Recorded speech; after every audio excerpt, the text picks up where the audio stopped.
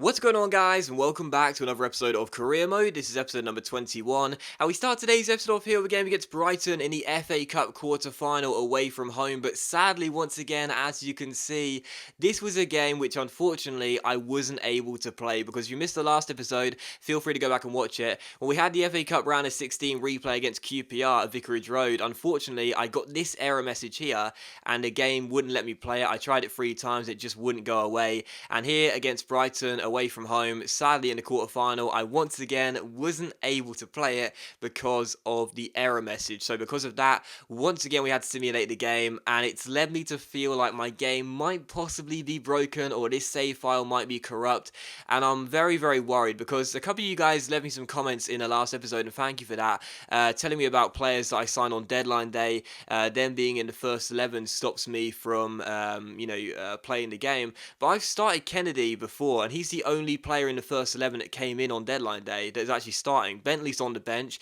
and Danny Rose is not in the matchday squad. So I don't know if that's right or not. You know, people were telling me it's because if you put a player you sign on deadline day in the first 11, it will crash. But Danny Rose has played games before. He started in the first 11. He came in on deadline day. Kennedy started games before. He came in on deadline day. And Bentley, of course, is on the bench, which is fair enough.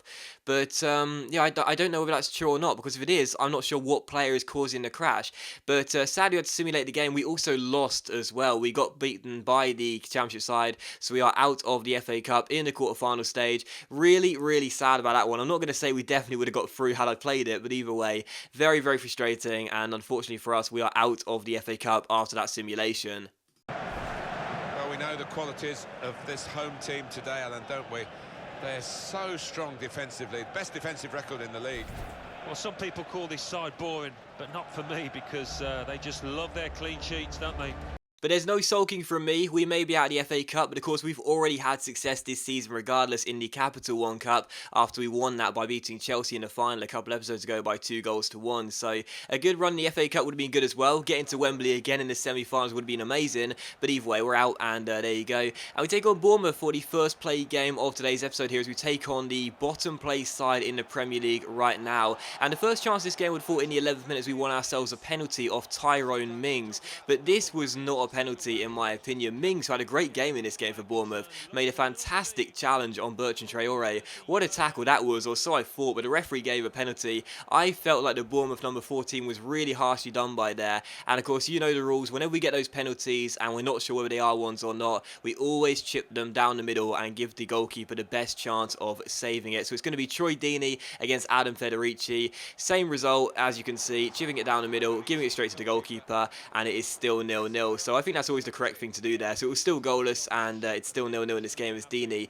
intentionally gives the penalty back to the goalkeeper. Regardless, as you can see here, he wouldn't be denied in the 36th minute, despite Federici making the save. He does turn in the rebound and make it Watford 1, Bournemouth 0. So we may not have scored a penalty he had, but he does score here in the 36th minute there, and that was really suicidal defending from Bournemouth. They give the ball away down the left-hand side. We win it back, play it inside towards Deeney. First shot is well saved by the goalkeeper, but it comes straight back to our captain, who tucks it into the open goal and gets his 13th goal even, in the Barclays Premier League this season. At half-time, as you can see with the stats, Bournemouth had 65% possession compared to our 35%, but they hadn't had a single shot in the game, and we'd had four of which on target, including the penalty, and of course the goal we scored as well. Bournemouth did go close here, just past the hour mark, but Jack Butler made a really good save, and then Atsu's volley goes over the bar and behind for a goal kick, so still 1-0 to Watford. But in this game, I just could not get the ball off Bournemouth. They were passing the ball around so accurately, but they weren't carving out too many chances, and the ones they did get weren't really falling on target, and the ones that were saved by Jack Butland.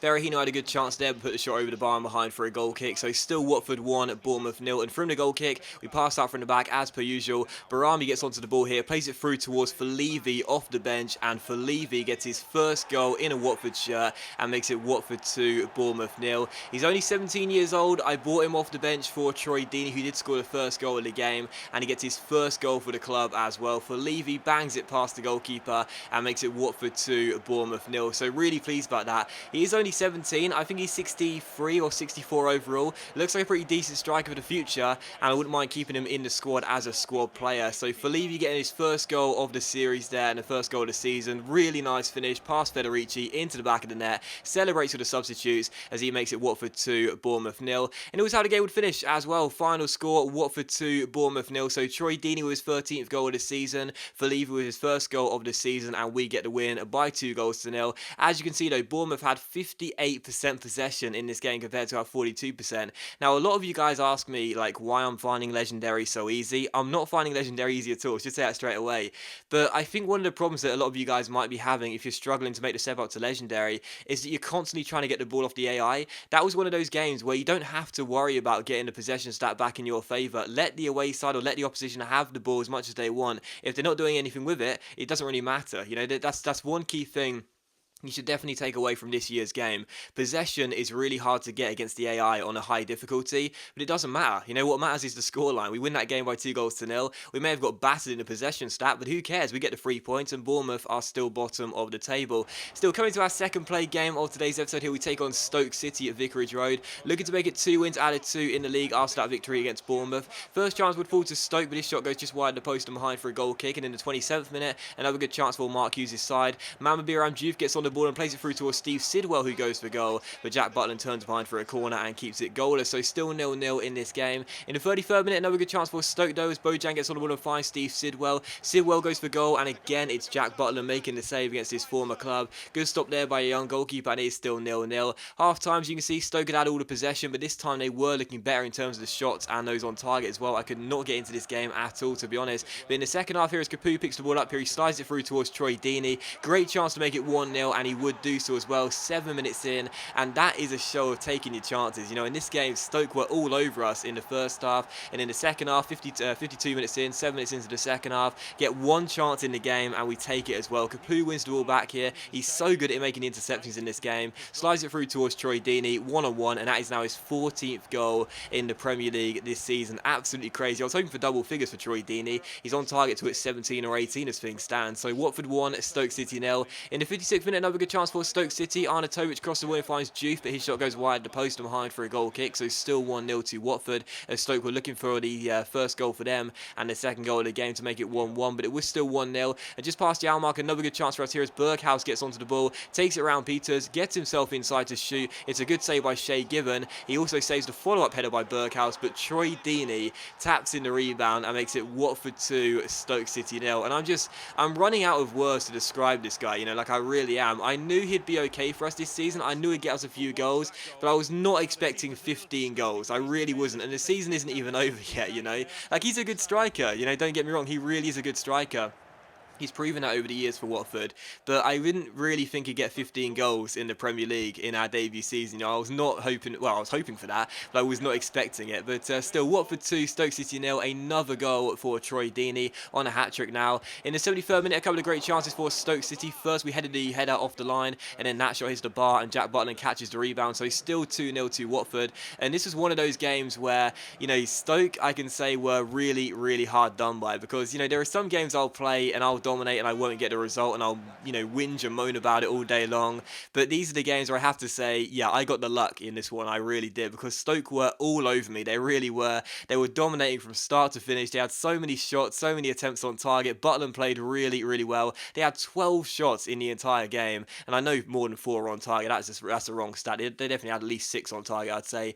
But either way, we managed to get the win by 2-0, and that was a game where we didn't deserve the win. So don't get me wrong, I'm pleased with back-to-back wins. I'm pleased with back-to-back clean sheets. I'm pleased with back-to-back wins by more than 1 goal. But either way, I did not deserve to win that game, and we should have, you know, at the best had a draw. Regardless, we did manage to get the win. Still, following out, we had some more player training and also had our first games with Canada. Yes, we're managing Canada, of course. We lost to Finland, and then surprisingly, we took on England for our second game. Once again, I am going to simulate all the international friendlies, and surprisingly against England, we took the lead, and we ended up drawing this game. I think it was 2-2. 2-2. So we may have lost to Finland, but had Hutchinson not missed a penalty in this game, we would have actually had a surprise win. But either way, 2-2 was the final score, and there you go. It would have been amazing how I simulated that game against England and we won.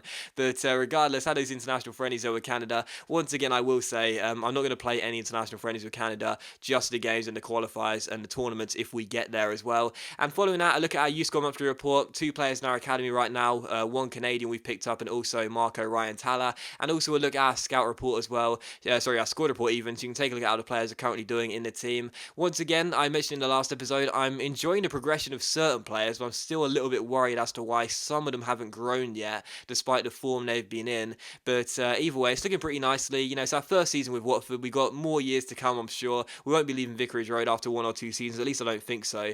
And you know, I'm liking how the squad looks to begin with. Basically, I'm liking how we set this squad up. Many years to come, many years to develop the team, and lots and lots of more players to come in, I'm sure, and make this side look an even better one as to what it is right now. Regardless of any episode off, we have a look at the league table, and as you can see, not too many games to go now in the Barclays Premier League season. We're currently sitting in 5th place. We are 6 points behind United in 4th. Not sure whether we'll get to the top 4, 8 games remaining in the season, but I'm remaining optimistic. You never know, we could possibly end this dream season with a spot in the Champions League next season. But that does end the episode, guys, so thank you very much for watching the video. Really hope you have enjoyed it. If you have enjoyed today's episode of Career Mode, then please do leave a like, and I'll see you for the next episode of Career Mode very soon.